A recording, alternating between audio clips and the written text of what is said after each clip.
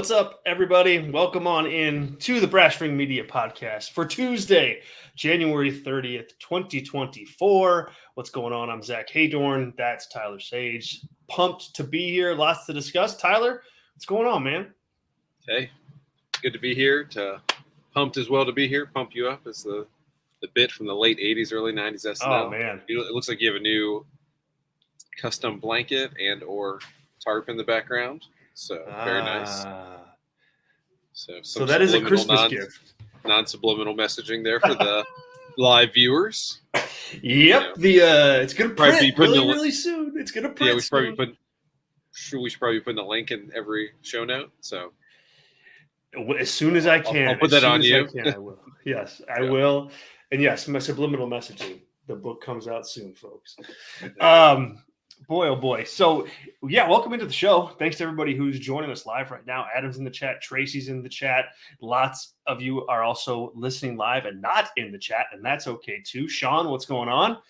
This is the Brass Ring Media Podcast. We are live every single week, multiple times a week now, Tuesdays and Thursdays.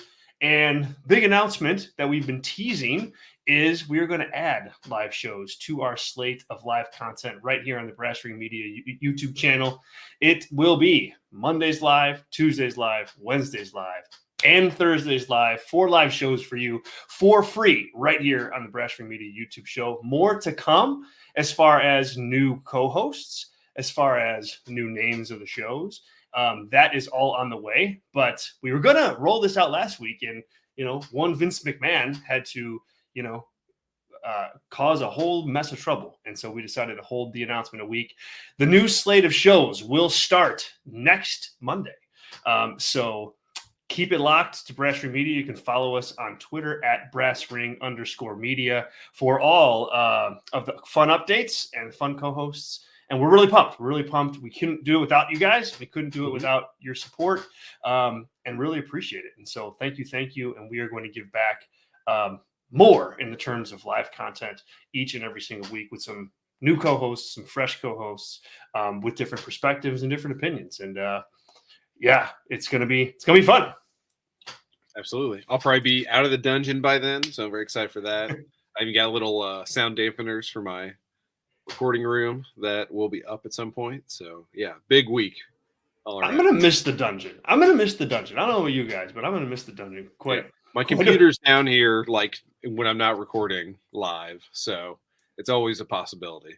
This is where all my printers are below me. This is like the thing that, like, at least for you and I, our age, when the teacher would wheel in the TV in school with like the TV straps on the top. Yeah. Yep, and the VCR on the bottom. I have like a nice version of that here with all my accoutrement. So yeah, we're gonna have to get you out of there. Although I will miss it. We'll know when you're lazy and you're just down there because you don't want to watch upstairs. It's like, oh crap, I gotta finish some work and then I'll just record down here. So yeah. Oh my goodness. But yes, so it's gonna be an exciting week next week. We'll keep you posted at brassring_media for all of our updates. If you want to contribute to the show today, our super chats are open. It's great if you can contribute to the show financially here and there. We certainly appreciate it, and we will read all super chat questions, all super chat comments on the show live right away. So you don't need to wait 2-3 shows. You'll get it right then and there. Sean, drop it in here. We appreciate it, Sean. You guys deserve every good thing you get. Well, we appreciate that, and we appreciate your support. And thank you. So super chats are open if you want to contribute. I'll be checking them all night long here. So with that said, Tyler, let's start off by talking about Monday Night Raw last night, and we'll get into the Royal Rumble fallout here in a minute. But the first kind of bit of news is that show did a massive number in the ratings, massive number. 1.9 million for Monday Night Raw average viewership last night. Cody Rhodes breaking up into the 2 millions, 2.2 for the Rhodes Seth Rollins segment. That is very, very positive if you're WWE and if you're Paul Levesque in terms of reading the tea leaves and going, okay, if there was ever a doubt, like, was this the right call to like put that Rumble win on Cody? This to me definitively kind of says, nope, like this is the right call. He's moving the needle still. People are interested in his story. People are interested in what he's going to do and what he has to say on the road to WrestleMania here. And so I was a bit taken aback, not surprised, because the NFL is done and there's no playoff games you're running up against. It is a post PLE, event, but still, I think that's a really good sign for what WWE wants to do, and it's kind of like the benchmark now of like, okay, how hot is everything going into Mania? Is it 1.9 million hot, or is it back down to the 1.6 million hot? So it'll be an interesting thing to watch. But what was your take initially on that number? Yeah, I mean, surprised, and the main event of Sammy and Drew McIntyre is good, but it like kind of goes in line with a lot of those Jey Uso main events. And those are like two upper mid card guys that can be elevated to main event status when needed, and they're main eventing your show. The hour's free, or the first hour's commercial free, which helps always. Yep. I think not a huge amount of people. There's some intrigue on what is Punk going to do or say. Is that real? Right? That maybe follow it but don't watch it. Also, they heard about, it's going to be on Netflix. Maybe I'll check it out. Or I checked out the Rumble because of that. Oh, maybe they're going to do something crazy with Vince.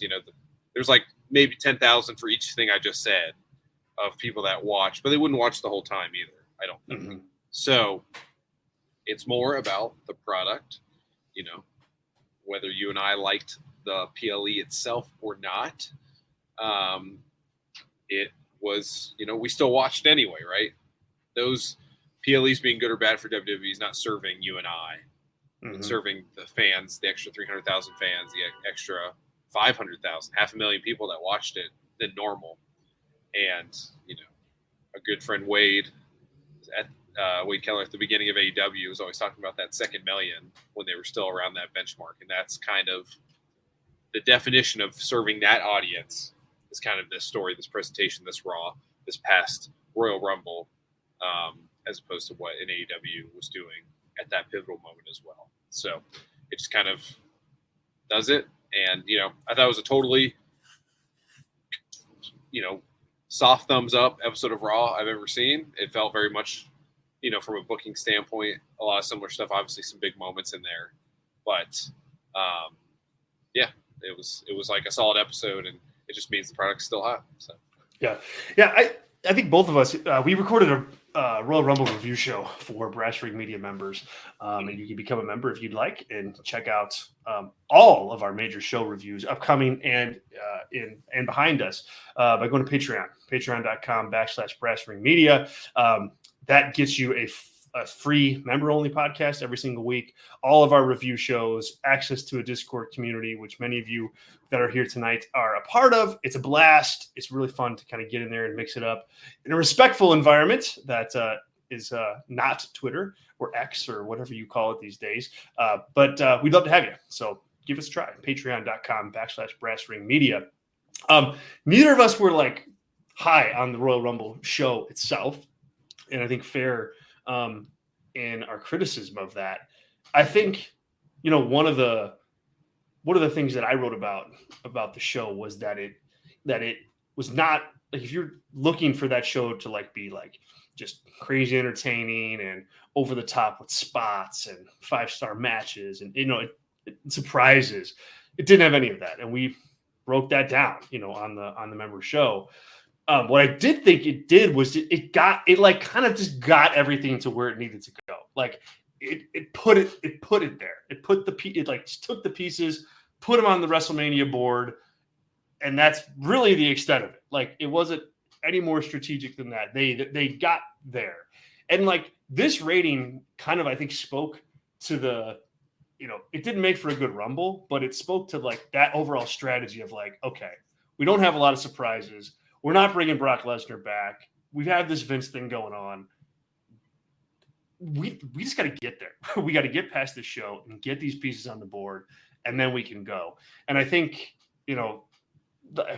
again, it's not a great way to go into a major pay-per-view or a major PLE, but I think the numbers here are telling that even on a show that was weak, poorly booked, poorly wrestled, the outcomes led to something that I think people are still interested in seeing. Cody, Drew, the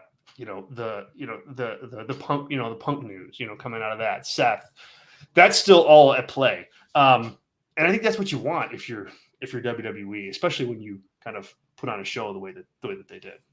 Yeah. And it's, the good, the flip side is the good branding of the road to WrestleMania. This has like literally a stopping point in that ultimate story, as opposed to, because, let's be honest, if you're flipping through Peacock like I was the last couple of weeks and you're going through Rumbles to pick, you're like, all right, definitely 92, definitely like 01, 99. Yep. Maybe I'll watch 16 to laugh at Roman and Rock at the end and remember how mad I was when I first watched that. I think that was at 14. Is it the one where it's like Big Show, Kane, and Roman are the final three after Big Show and Kane had eliminated? That's 15. Okay. Yeah, I mean, that's the worst. 14 was the other disaster, which was Brian not coming out. It was Ray coming out at number 30, which is so funny to watch back. How awful that was. So, I think I don't know if it's a hot take, but I think we all know deep down inside that the hype for the match that we all have is always better than the match itself. It's a hard match to book, and it's like the since the women's rumble has come about, is this the 5th or 6th women's rumble? So 18 was the first one. So okay, 18, 19, 20, 21, 22, 23, 24, 7th. 7. Okay, 18, 19, 20, I think 21, it's probably been like a 3-4 ratio that like the women's was better than the men's or vice versa. And it's like at some point, it's kind of, I like both, but like at some point, are they going to decide to do one of the two? I probably wouldn't, because it's almost always going to be the women's, just the way they prioritize the divisions. But like having one on SmackDown, if you need a pop rating, or one on Netflix, if they requested that, like the women's Rumble's on Netflix on Wednesday before the event itself, like, is that an easier way to book? It's just hard to book 2 hour and 10-minute matches to open and close a show. But, that's not my issue to bear, I guess. But it's just hard. And it's more about moments. You got to create a couple moments to make it worthwhile. Yeah, for sure. And it gets a little tired just because it's the same thing. And especially if you don't have the surprises to anchor that, you're going to have a problem. But so last night on Raw, though, we had Cody come out and, start to cut a promo that all intents and purposes should have led right into Roman Reigns and calling him out and declaring, hey, he's facing Reigns. They had that little kind of interaction, across the stadium, at the Royal Rumble itself. And Cody comes out there and he's interrupted by Seth Rollins right away. And Seth proceeds to make a case that, hey, Cody, you should look in my direction. Cue the Cody facial expression. Yeah, I did too. I dropped that on you before the show here. But yeah, I think it's probably a polarizing take. You either really loved Cody in that moment facially, or you were laughing at how much he was hamming it up. So whatever side you were on, it was entertaining. That's certainly the case there. And what'd you think about that segment? What's up? Let's see. Hold on. Sean's super chat here. Mm-hmm. What? Sean, what did you think of Pat McAfee being on Raw now? Thank you for the contribution, Sean. Appreciate you. What did I think about that? No. Whole lot of no for me. I think that he has peaked, not just in WWE, but it seems like the whole world has is done with Pat McAfee a little bit. It's just like, dude, McAfee, let me turn the volume down a little bit on you. He kind of, to me, Tyler, he had this kind of skyrocket, just jolt of popularity, got him to College Game Day, got him to show on ESPN. He's wrestling at WrestleMania. He's the announcer on SmackDown. So he had a lot, but I feel like he's kind of past it now. He didn't, like, a lot of times during the Royal Rumble, he didn't know what the heck he was talking about. It didn't seem like he was up on the product. I thought he was out of tune yesterday in terms of the knowledge. So I'm over the McAfee thing. I think you want people in there. They've got the big deals. They've got the big TV deals. They've got the big licensing deals. Get someone in there that knows the product. And I think that this relationship with WWE for him just doesn't mean as much in the grand scheme of what he does. So I'm out on him. Yeah, and it seems to me, I'm with you. It's the interesting story there, right? Like he had $250 million from FanDuel. Yes. Or 300, and he ripped that up to go to ESPN because he'd rather do the show there, get the footprint, do College Game Day, etc. So, his live show also with then doing Raw the same night. So is he going to do Monday remote and then fly or do Tuesday remote as well? I mean, he lives in Indy, and that's where all his guys, it's where the show is, unless they're at an event. So that doesn't seem very sustainable to me. I mean, unless he's got a private jet from either ESPN or WWE to get back in the morning. But I don't know, no matter how much you love wrestling, me and you like wrestling, love wrestling. I don't know if I'd be on that schedule if I also had a show on ESPN and was doing game day during times of the year. Right. So it just seems like a timing issue from a Pat standpoint. I don't know how much more you could be making. It seems like you might want to have WWE as a fallback if you decide to have Aaron Rodgers on again next season and ESPN decides against you in that situation, that WWE and then your show on a platform where you'll then be hugely successful because you got canceled, all that stuff, right? All the stuff Dana White's doing right now, all that sort of stuff. So, and I don't even think he's that guy, but if you're going to plan out your trajectory as Pat, I just don't know why you do this now. And then also you can time it with Netflix. If I'm Netflix, I want to save him to be the voice of Raw when that deal, day one, if Pat McAfee's a big star and I'm Netflix and I like that, I would just save it for both sides, for Pat and for WWE, before everybody gets annoyed with him, which inevitably will happen. So yeah, I agree. We'll see. And I just think that I don't know, one of the things that was great about him at first, when he first came on SmackDown and really NXT too, was that he seemed plugged into the product. He seemed okay, this isn't a celeb like Jimmy Smith or that other Adnan Vert guy who's celebrity announcer who's there and has no idea what's going on. This was a kind of a harmonious partnership because you had a celebrity in Pat McAfee who did care enough about the product to learn it and watch it and care about it. And that came through big time on commentary. And, look, yesterday's one night and you can't judge somebody on one night, but I didn't think he was very good last night. And, if it's a sign of things to come, I think that hurts. If it's just, he needs a couple weeks to knock the rust off, we'll see. But for right now, I'm out on that for sure. Back to Cody. Thank you, Sean. That's I'm glad you brought that up. It wasn't on the old run sheet here, so I'm glad that's why we like to do this live. I appreciate you. So back to Cody and Seth. What did you make of Seth's case to Cody? I mean, and I asked that because on one hand, and I'll just I'm probably going to be loading up the question here, but you know better than to just, okay, Zach, whatever you think. To me, in theory, good idea. You want to go out there if you're Seth and you want to position that title as something that matters a lot, something that Cody should consider. And just as you don't want to just kind of ignore the Royal Rumble winner and chalk up Cody's decision to it's already made. And plus, Cody and Seth having this interaction gives the Cody, Willie or Woney story some juice. You can play that game for a while. You can tell that story for a while.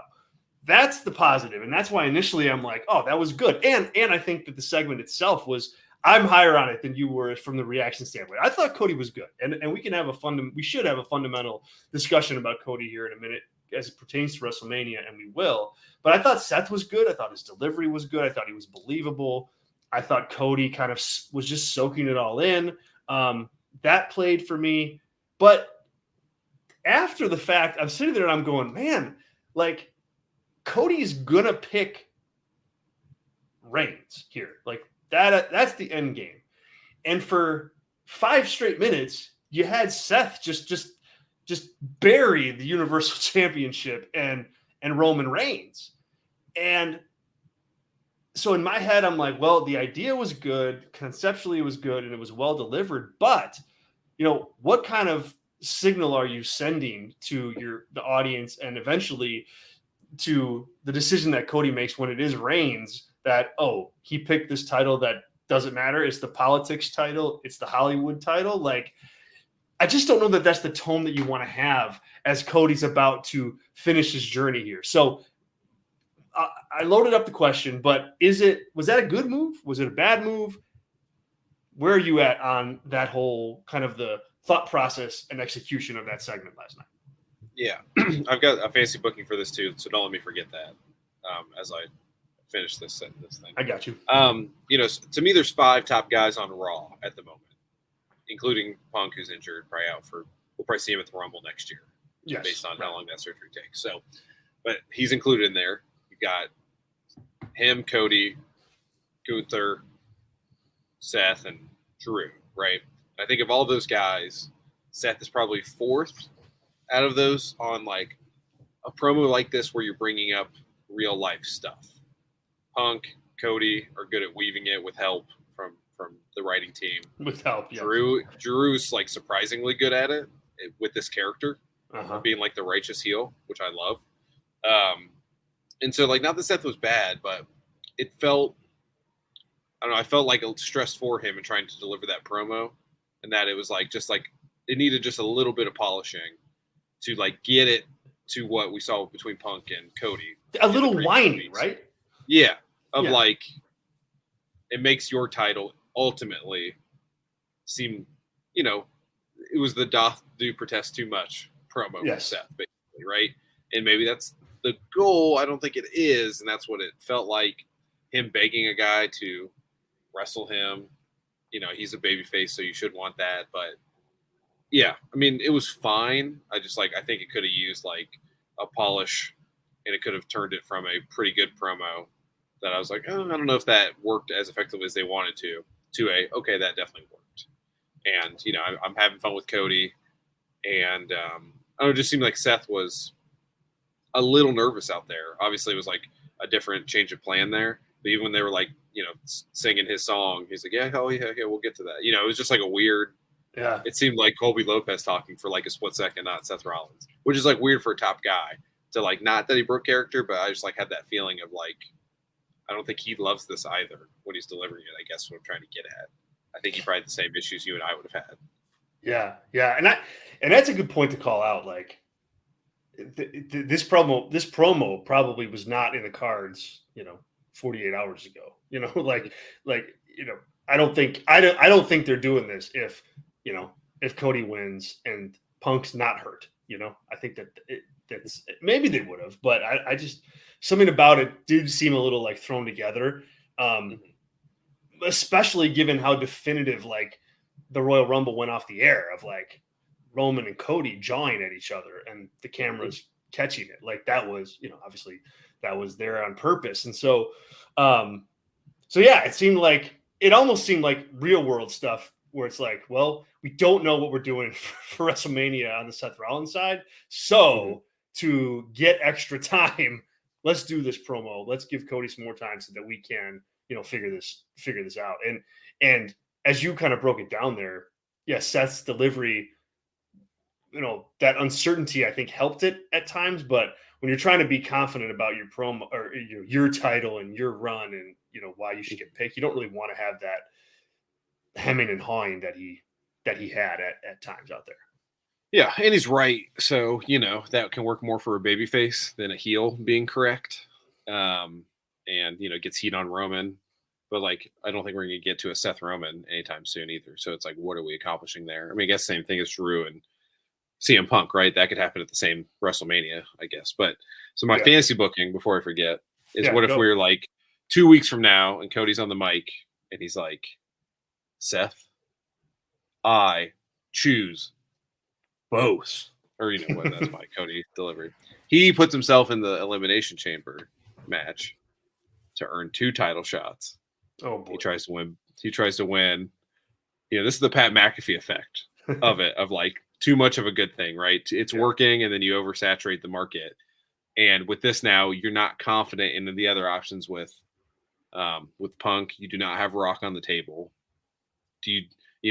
Would that even cross their mind? I think it would be a disaster of an option. But, I think that gets Cody negatively booed, but I think there's a small percentage chance that is option 3 of a couple of options here is Cody to win the chamber and challenge both of them on night 1 and night 2. Yeah, no. I mean, yes, that is a possibility.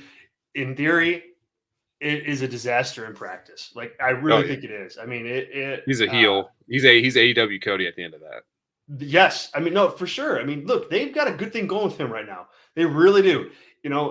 Last night, he got a really good response. And even last night, I had that cringe moment of no, Cody, don't make her say your entrance again. That's a heel shtick. Don't do that. But, in his defense, it didn't matter. The whole audience popped a second time. It's just, you leave him wanting more, Cody. Leave him wanting more. And that booking would not be that winning both world titles. So yeah, I mean, I ultimately think it ends, where it started yesterday, which is Cody and Roman on night 2 of WrestleMania. This seemed like an audible. I liked it in the moment, but then the more that I sat with it, it's I just don't know. I just don't know if that's. Do you really want to frame Roman Reigns that way? He's got this epic title reign, and you're telling people that he is politicking his way to keep the title, and it's the Hollywood title. I don't know. I don't even know what that means, and also it's kind of just a bizarre thing to say. Yeah, and that promo is different if Roman is a babyface character as well, and both. If on Friday Cody was going to be there, and that champion it gives him why he should challenge him. So, but we're not going to get that certainly with the character of Roman. So, the Hollywood title. I mean, how many movies is Roman was in that one? Was he in Fast 9 or something barely. For a second? Yeah. So, barely he was. So I don't know it, but let's pivot into kind of a discussion on the WrestleMania pivot, because they have a big one to make, on 2 different fronts. One of them is CM Punk out with an injury. He's out, torn tricep. He confirmed it at the top of the Raw. I thought Punk had a pretty good promo last night with that. I thought he, was able to show and talk about his disappointment, but frame it up, in a adult should, in that, in the big scheme of things, I'm going to come back, and this is not I don't have cancer or anything like that. It's just something that I'm going to repair and come back with. And then I thought they got the most out of it that they could, with Drew kind of getting in there and mixing it up. And man, Drew had the line of the promo line of the last 6 months of hey, I prayed for this to happen, and then it did. That was some really great stuff. And so I thought that promo was very, very effective for Drew and Punk. Before we get into more, what did you think of that promo and Punk kind of saying goodbye again to his to the fans? Yeah, I mean, we covered it on the member show yesterday, but it's just, I mean, him as a top guy, I think you have to take that out completely going forward, right? He has to prove it. So, but yeah, Drew, I mean, man, the voice of the voiceless right there, right? Yeah. I'm sure. I know Zach Barber's not in the chat, but I know Zach, if he was watching that, was popping huge and probably bought a Drew McIntyre shirt, or at least I hope he did, to support So support him on that promo. But he's even been like showing, like he had the one meme today on Twitter where it's like the grave. It says CM Punk's WrestleMania main event. It's the guy doing the peace sign over the grave. So with his face on it. So yeah, he's just doing good. Brutal. Yeah, just like doing good work, and Punk's gonna come back as a baby face. He throws out Drew at the next Rumble. Like it's all going pretty well, and then who knows, or if Drew's champion, whatever, like setting up for a pretty big time CM Punk Drew match if CM Punk can get there physically. So I love that. It makes Drew, I mean, he's been leveling up this calendar year pretty immensely, even in losing some big time matches. But like I think him winning that way, or winning the way he did last night, heelish, but like pretty, for like a WWE heel, like pretty much clean, I would say, right? If you're grading the scale, like the little low blow is like basically winning clean in WWE as a heel. Yes. And plus this promo, I mean, he is like squarely, it seems that's the direction they're going, but I think there's a couple options here, and I'm curious what you think is option A of what's most likely and what's like the best option in your mind for Seth's title match. Yeah, so let's use Sean's super chat here to get us to that point. And Sean, thank you for supporting the show. Actually, I'm going to go to your other one here first. I felt for Punk in that moment. Very genuine promo. Yeah, it was. And I think, I mean, look, there's a lot that goes into like an injury like that. I mean, he's got mileage on the body for sure. It's also just really bad luck too. I mean, that's just like, you got to be kidding me. Like, if I'm him, I'm like, boy, even if I have a lot of mileage on me, like one can't even get through a Rumble match. I mean, that's tough. And so, yeah, I thought you sensed that in the promo. But Sean also says, knowing how great Drew has been, do you think he wins the Elimination Chamber now to face Seth, even though he's already had 2 title shots? This is that's an easy road, Tyler, that they can go down. Drew just keeps on the hot streak. They keep going with it. He wins Elimination Chamber. He faces Seth a third time at WrestleMania, and and you do what you do at that point. You either put the belt on him or you don't, or what have you. Man, like I guess no, I don't think they're going to go that route. Sean, I don't. And I just don't know that that's a WrestleMania match at this point. I think it would be if they hadn't done it 2 times already in the last few months. I mean, they did it. When was that? They did it at. They didn't do it at Survivor Series, but they did it at the pay-per-view before on day one. It was on day one. Right, day one. It was an episode of Raw. Yeah. Yeah, and then and something else. It was something before that, I think, right? That was his latest attempt. It was that day one, right? So it wasn't Survivor Series. Yeah, no, it wasn't Survivor Series. So it was the pay-per-view before Survivor Series, whatever that one was. That might have been like a Crown Jewel event, actually. Crown Jewel, yeah. But either way, they've been there, and they've done that. And I just don't know that you can play that card again at a WrestleMania. And I certainly don't think if you want to put Seth in the main event, that's like a main event Mania match. Now, we're 9 weeks out from WrestleMania? Like, they've got plenty of time. But to me, I think that you go with like Gunther. I think that's the play. To me, that's a fresh option. They haven't had that match before. You can make it a little bit bigger, by doing it for both belts and having Seth try to conquer, Gunther's undefeated streak, or not undefeated streak, but long title reign. I think he'll have the longest cumulative reign too by then for the IC title. Yes. Yeah, he will.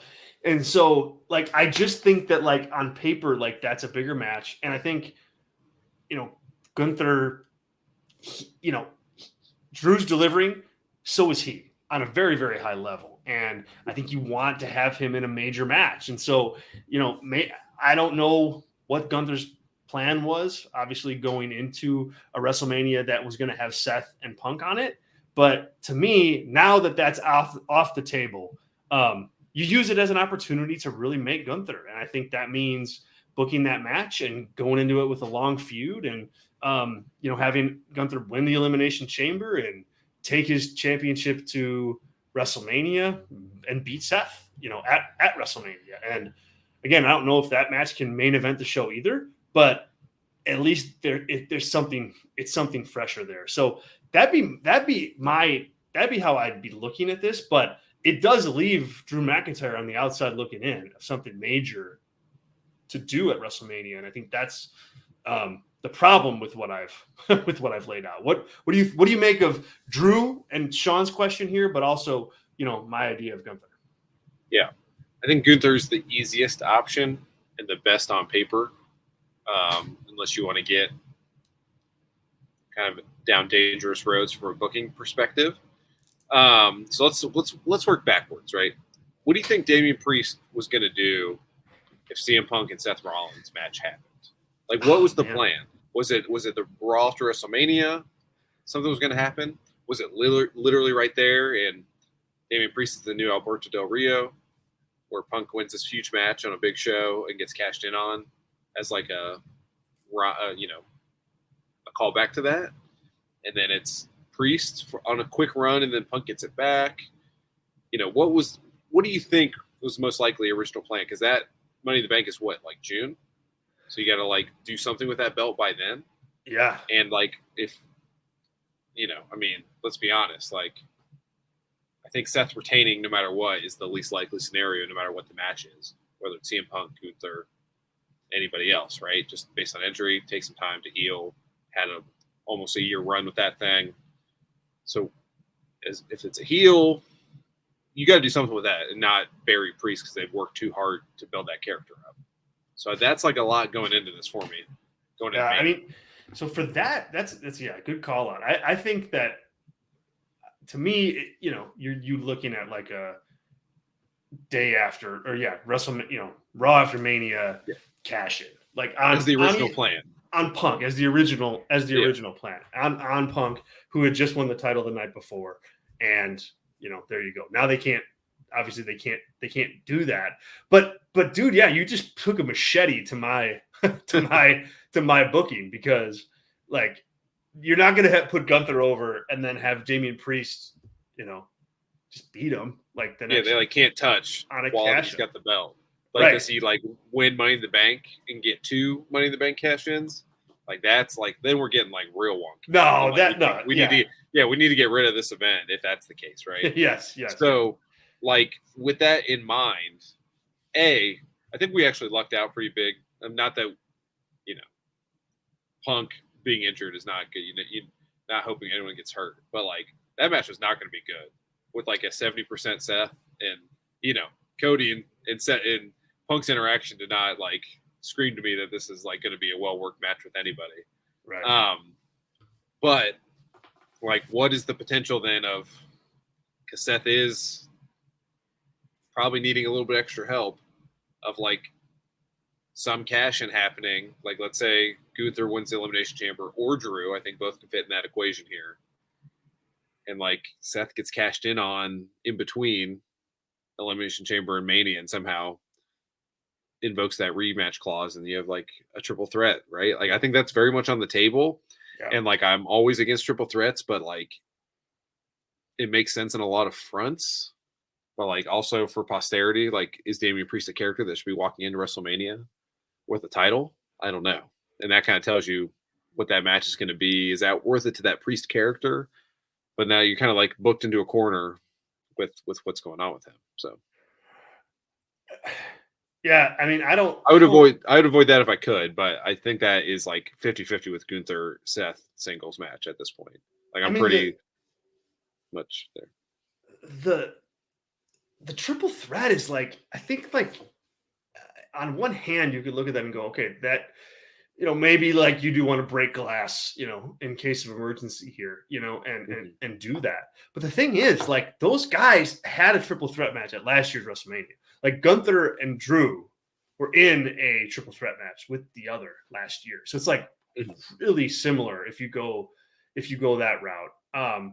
With Priest in there, Seth? Sheamus last year. Sheamus, yeah.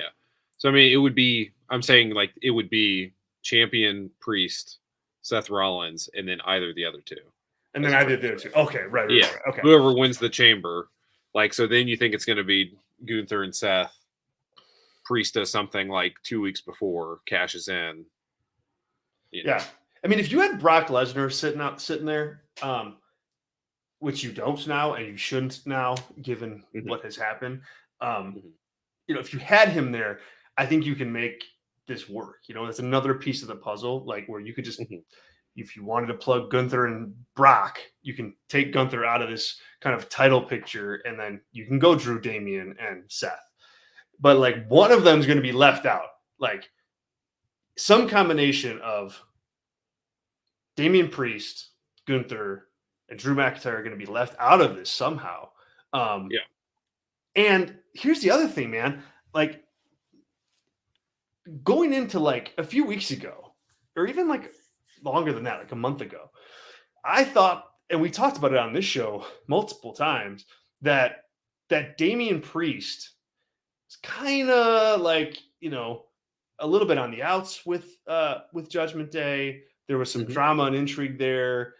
Foundation potentially being set for a Priest babyface turn, which last night, given what happened with them in R-Truth, like that's out the window now too. Like you can't have Priest turn babyface now after that. So you still now have that trio of heels: Damian Priest, Drew McIntyre, and Gunther as heels going into WrestleMania. And I guess they could do a fatal 4-way, but like, I don't know, man. Like that's,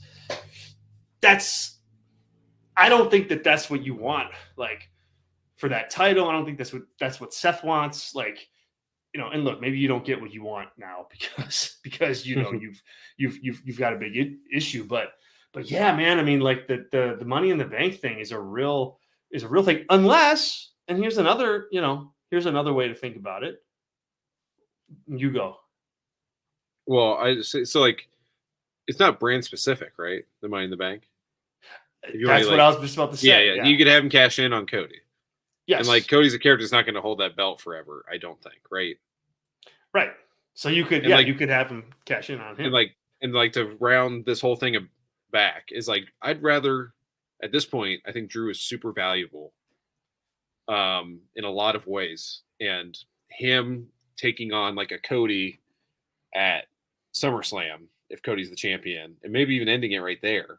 Like if I'm Drew as a character, I probably would prefer that as opposed to a WrestleMania match that I'm probably not going to win, or it's going to feel a little hollow.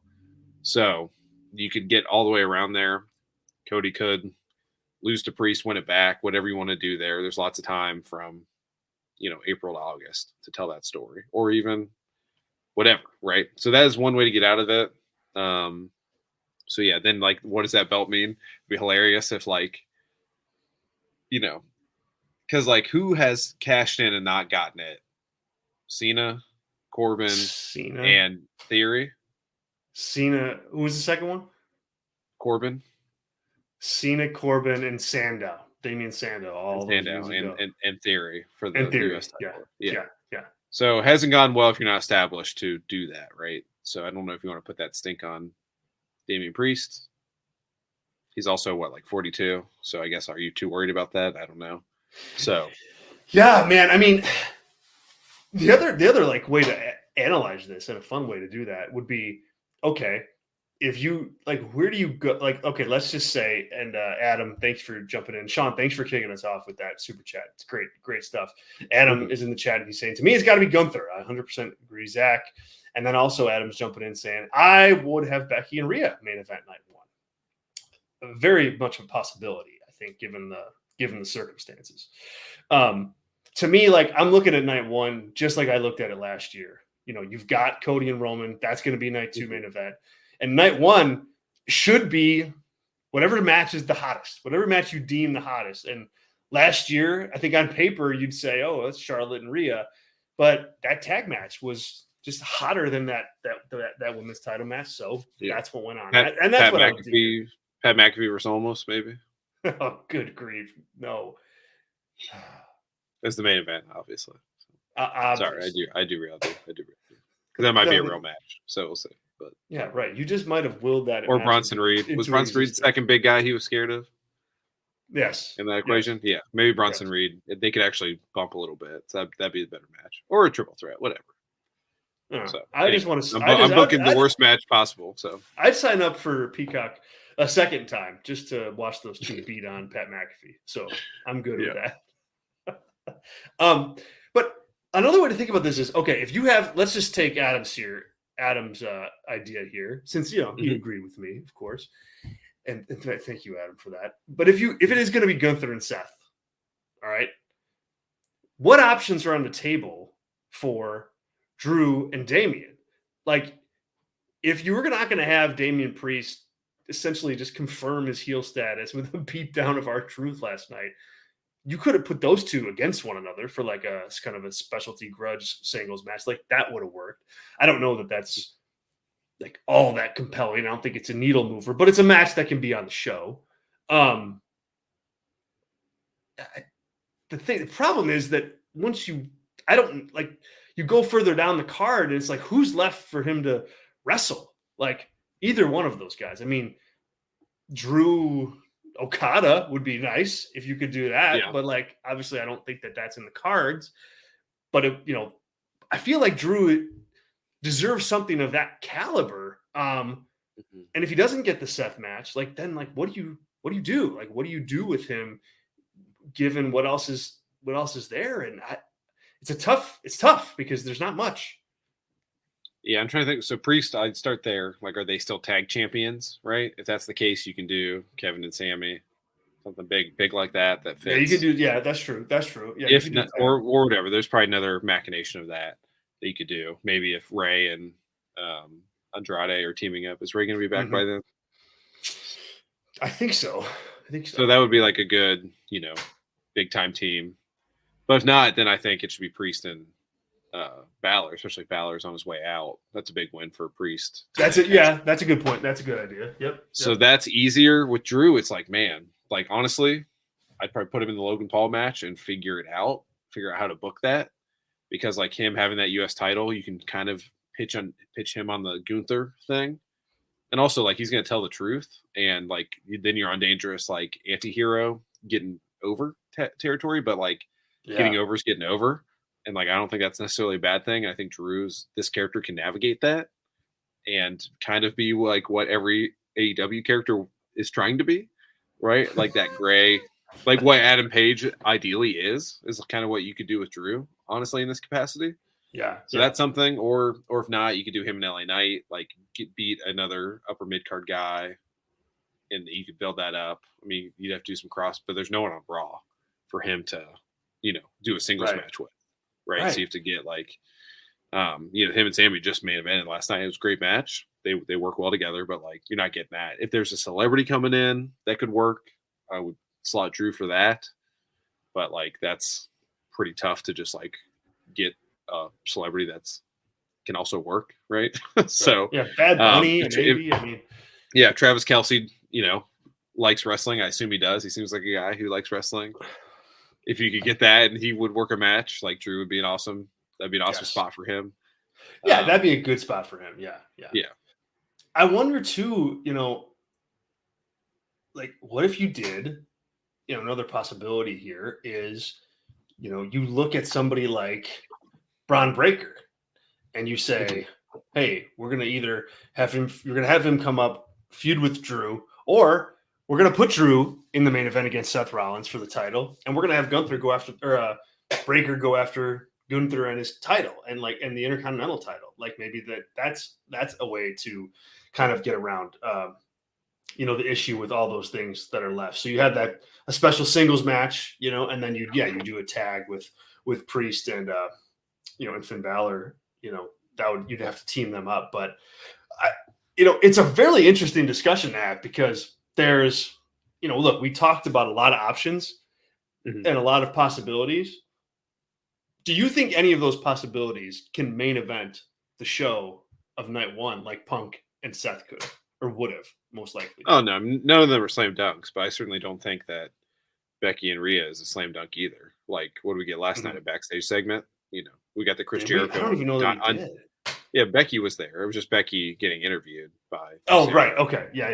Okay. Whatever. What's her last name? Anyway, the backstage correspondent. But like, it was like a Jericho, Dynamite segment where he's not out in front of the. It was that. So, can that get there? Yes. I mean, I've got a great hot take on the member show if you're not a member about that match potentially.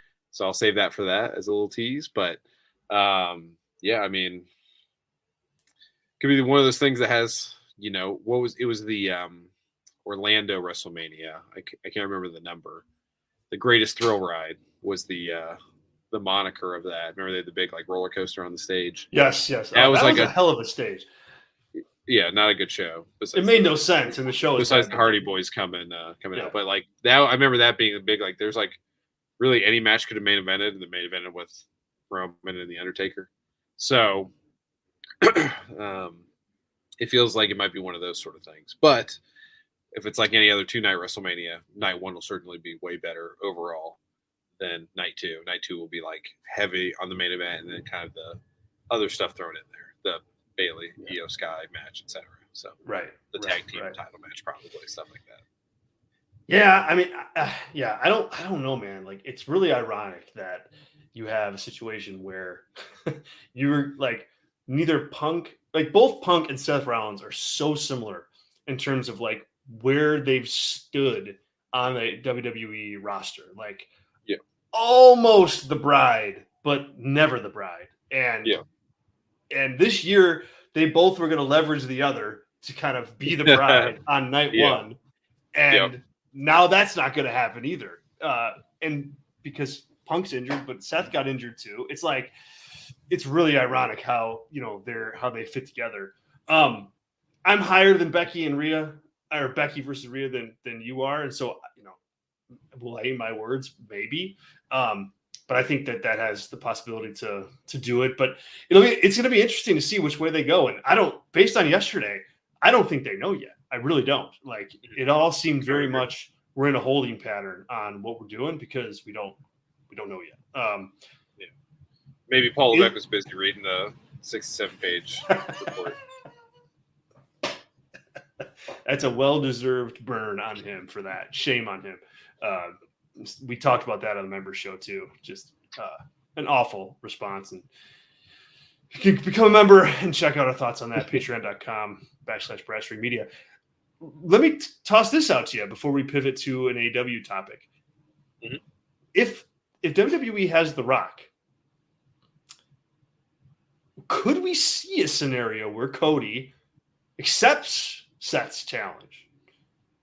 And you do Rock and Roman on night 2, and you have Cody cash in his Rumble opportunity on Seth. Like, was that the precipice for something bigger for Cody in that he's really going to say yes to Seth Rollins? Is that a possibility? Man, I mean, if you have The Rock, I think it is a possibility because that's like solves a lot of issues. Where he does get a world title in WWE, and it's not the exact world title, but I think, to me, it's been kind of brushed under the rug ever since the initial promo. But like, Cody explicitly said the arena that the story kind of has to finish in, right? And it's not Fidelity Field in Philadelphia, right? Is that what's called Fidelity Stadium? Yeah, I think that it's what it is. It's the link as far as I'm concerned, but yeah. Lincoln Financial. Yeah. Yes, not Fidelity. Fidelity's elsewhere, but I don't think they changed names, right? It's still Lincoln Financial. No, yeah, Lincoln Financial. Yeah, Fidelity's just another, financial company. Another field. Anyway, he said MSG explicitly, right? And if that's a big episode of something somewhere down the line, that's fine with me too, right? So I think it is a possibility. It makes it way cleaner. those It two does. are true main events, and it would fit the character of Cody more to take on Seth, who he's been on. Like, Seth's argument makes more sense if this was a real thing. If this was totally real, if kayfabe was real, like Cody, the character, would go after Seth and do the honorable thing and not go after Roman. Unless Roman did something dastardly and Seth said, like, dude, you got to go. I'm done with him. You got to take him out. Like, I'll hold it down here. You got to go do this. Which they could do too. It would be a nice touch. But, so yeah, I think it's certainly a possibility. Okay. But, I think it's a possibility too. Yeah. Then you're like, the 2 main events are not going to be well worked. So, that's something. Well, yeah. I mean, just because Seth is not 100%. And so that'll be the better of the two, obviously. And you just don't know, like, what Rock has left in the tank. I mean, like... Yeah, like, he's certainly injured. He tore his quad right off the bone, right? Like everyone does. Like, something. Against Cena. I thought it was, like, his abdomen that he, like, tore off his body. Like, it was not good. And that was 10 years ago. So, I mean, but look, if you have The Rock, we've always said on this show, both of us, I think, and I think you're still there, and so am I. If you have Rock, you got to go with it. You got to go with Rock. You got to go with Rock and Roman when you have it, because you may not ever get it again. So, like, and this may be like a nice excuse to, like, now do that and not really have to look back. So we'll see. But there's lots on the table. And again, I don't think yesterday cleared much of it up. In fact, I think it made it a lot more cloudy, which, depending on how you feel and how you watch wrestling, it's going to make for some compelling TV here in the next 4 or 5 weeks. Mm-hmm. Let's pivot to AEW before we ride off into the sunset here. But first, I want to get to Tracy. Tracy, big supporter of the show. Thank you so much, Tracy, for the super chat, and says, I can't speak to Raw, but kudos for the excellent interview with Josie Riesman. Thank you. Yes. I'm glad you brought that up, Tracy. Thank you for checking that out. I interviewed Josie Riesman, who was the author and a Vince McMahon biographer of Ringmaster, which is a book that came out last year, Vince McMahon and the Unmaking of America. It's a great read if you haven't read it. It really gets into Vince's rise from nothing to the most powerful person in professional wrestling. And Josie was a great person to have on, because she has had countless hours of research on Vince McMahon, talking to people that know him, that worked with him, and everything in between.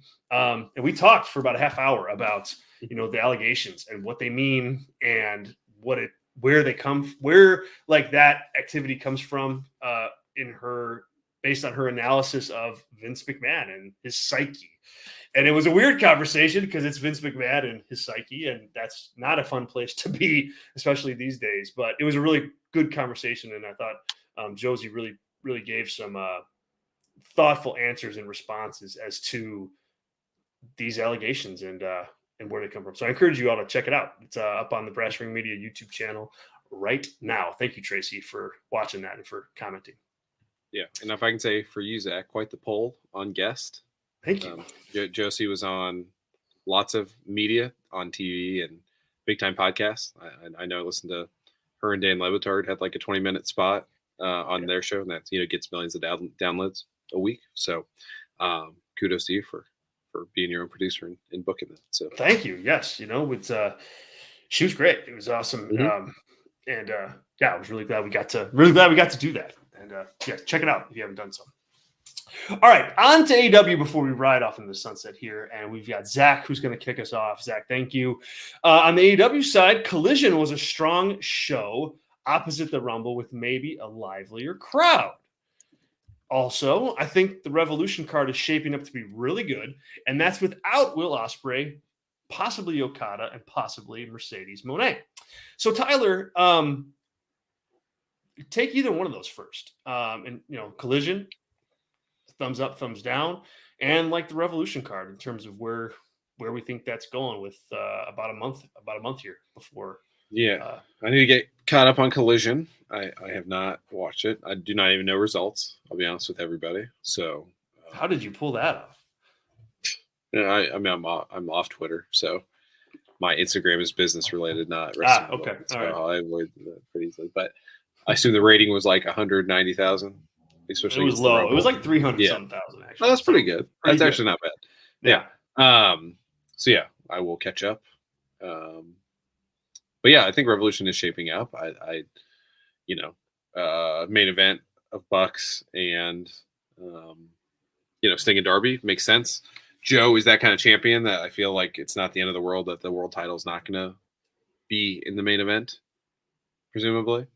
So I mean, they're telling stories ahead of time, which is like really all we ever ask of AEW.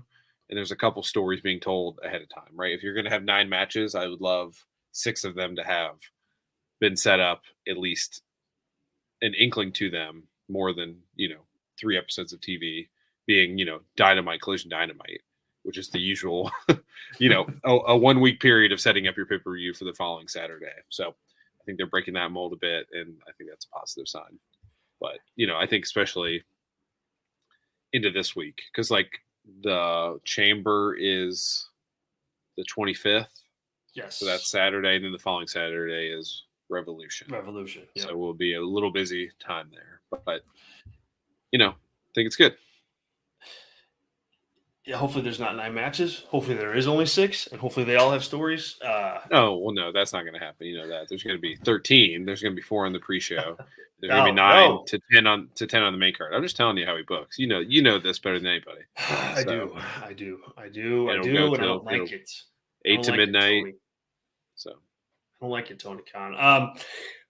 Look, Collision was a strong show. I thought, one of the better. You can spoil stuff if you need to. Like what was the go-to thing? One of the better episodes for sure. I mean, the cage match between House of Black and FTR and Dana Garcia was a very good match. And I did see that. That was like the job don't job thing. Yes, it was the job don't job thing.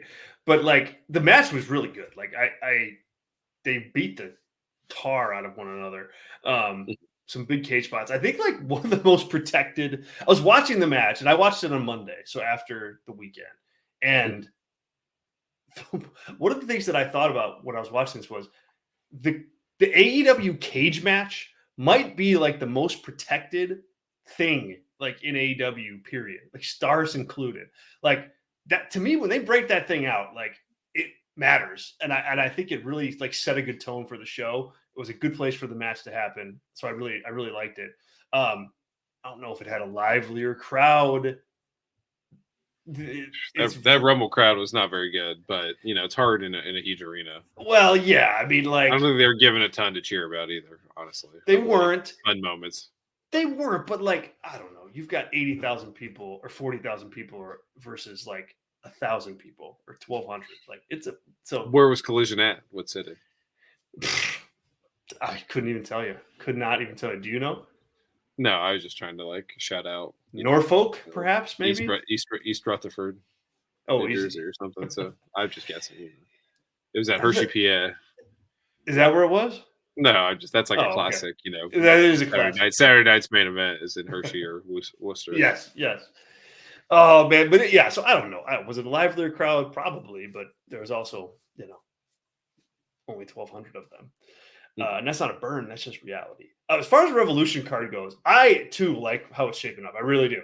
Like, I think that it's one of Tony Khan's best booking decisions to date was putting Sting and Darby in that tag team title match against Big Bill a week from tomorrow. Like that to me is great. Like really a really nice touch in terms of booking their final match, because it leaves like all sorts of debate open as far as how's the finish going to go at the pay-per-view when they face the Young Bucks. Like if they didn't have the titles, it would still have stakes because it's Sting, it's Sting's last match. And you're going to put, are you going to put Sting over in the end, or is Sting going to put over the Bucks? And that's still big. But now if they have the titles going into that, to me, that just turns up the heat. That turns up the volume even more. And if the Young Bucks can kind of stay in their lane and not get too meta with this new like kind of character tweak, they could be set up for a really nice run as heels. like coming out of that match as champions. And so I think was a really nice move, you know, on the part of Tony Khan. And, you know, we'll see what happens. But my guess is they win the titles and they go on to defend those titles and then job to the Young Bucks. I think that, to me, that would be the best for the company long term. Yeah. And then the title match, yeah. I mean, are they going to do? Are you thinking they're going to do Joe, Hangman, and Swerve in triple threat? Like, is that?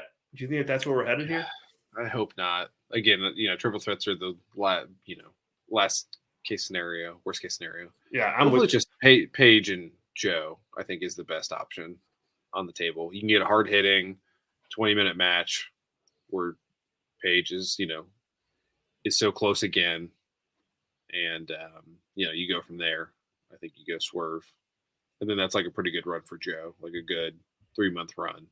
Yeah, if you do that, is what Double or Nothing, unless we add something in April, is the next thing. It's unless something's added in April. Yeah. So, you know, I think that's a good trajectory of essentially almost 6 months of having that title. So I think that's the way to go too. Yeah. I mean, I think that we may be headed towards a triple threat given like how this thing has been booked, but I wouldn't mind seeing that'd be fine too. I mean, it's not my ideal thing, but you know, at that point I'd want Swerve to win, as you know, my bias as a fan here. But I think Tony, like, he's done a lot of work that we've talked about. Not that everything's been perfect in AEW. There's been, like, in this period of it, like, kind of not getting the same spotlight, at least from us. I think we are pretty good at projecting, like, what is the most important thing of the day to talk about. And we've been, like, kind of devastatingly AEW light in the last, like, 2-3 weeks for good reason. But I think that's, like, they've been doing good work behind the scenes. Not behind the scenes, but not in the spotlight. So yeah, I would agree with that for sure. And we said, like, you know, sometimes you got to just take care of the nuts and bolts, make sure they're tightened up, and so that they can hold all the other things that you want to do. And that's kind of what's been done. And I think it's paying. I do think it's paying off. And then finally, Ospreay, Okada, Mercedes on the table, not on the table. I mean, Ospreay we know is, but you know, Mercedes Moné did not appear in the Royal Rumble. Do you think we see her or Okada at Revolution? I mean, you can change your answer in a couple of weeks. Yeah, now that they're a package deal, but I still lean Okada, AEW. And then Mercedes, I think I would do a slight lean AEW just because Tony Khan seems more likely to pay her more money for less dates. I think that seems to be more preferable than like what your story is and like, you know, having that WrestleMania moment, etc. So I guess Mercedes, I would say slightly more likely to AEW than Okada, but like, let's say Mercedes 55 and Okada I have 52 for AEW on both of them. So I wouldn't do both in one night. It depends what you want to do with either of them. It seems easier to debut Mercedes post Tony Storm and Deonna Purrazzo to be like, hey, I'm coming for that thing. I'm here, all that stuff. So that seems more likely if I had to choose. Yeah, I'm with you. I'm with you on that. And I hope they do. I hope they recognize that because Purrazzo's been awesome. I think she's been really a really strong character. And like, you know, I think, you know, you want to let that breathe a little bit. Like, yeah, I mean, if you have Mercedes Moné, okay, yes, you obviously want to bring her in sooner than later. But Purrazzo's been doing some really good work. And so, like, let her breathe as a top star in that division for a little bit. If you do, and you can, all it is another opponent for Mercedes to work with when she gets in there. So it behooves you to like let that go for a bit, let that breathe, let it get bigger and bigger, and then take advantage of it later on. So, Zach, thank you. I appreciate it. Glad you got it. We got in some AEW. That's always fun. We'll put a bow on it there. We'll talk more AEW on our Thursday show coming out of AEW Dynamite. Thank you to everybody who tuned in and listened to us live. Thank you to everybody who's listening to us after the fact, either here on YouTube or via podcast. And if you didn't know, now you do. You can get this exact show just minutes after we're done live on your favorite podcast feed. A simulcast, same exact show. We just put it up in case you want to take us to the gym, to the grocery store, on your way to work. You can via wherever you get your podcast. So thank you. The new schedule drops next week. We'll have more details on that throughout this week to get you ready. We're super excited. Couldn't do it without you. So we appreciate it. If you want to check out Brass Ring Media membership, I hope you do. Patreon.com/Brass Ring Media. Lots of fun perks. Lots of additional content from myself, from Tyler, from others. A really fun community of people talking wrestling. And I don't think you'll be disappointed. So give us a shot. Patreon.com/Brass Ring Media. Tyler, until next time, my friend. See you then. Let's get one more Cody facial expression. Just one more. There we go. Which one are you going to pick? What are you picking? Roman or Seth? I mean, not as much eyebrow furling, I think. And Cody is a man of a certain age, so I would probably do for some Botox, but I think Cody's had a little bit more Botox than me. So the brow is not moving as much for Cody. It's likely. Yeah, I mean, all right, guys. 35 for a guy is fine to get Botox. I approve that message. So. Approve. Cody, do you. Tyler, you do you too. Okay. Guys, we'll catch you on Thursday. Thank you. See you later.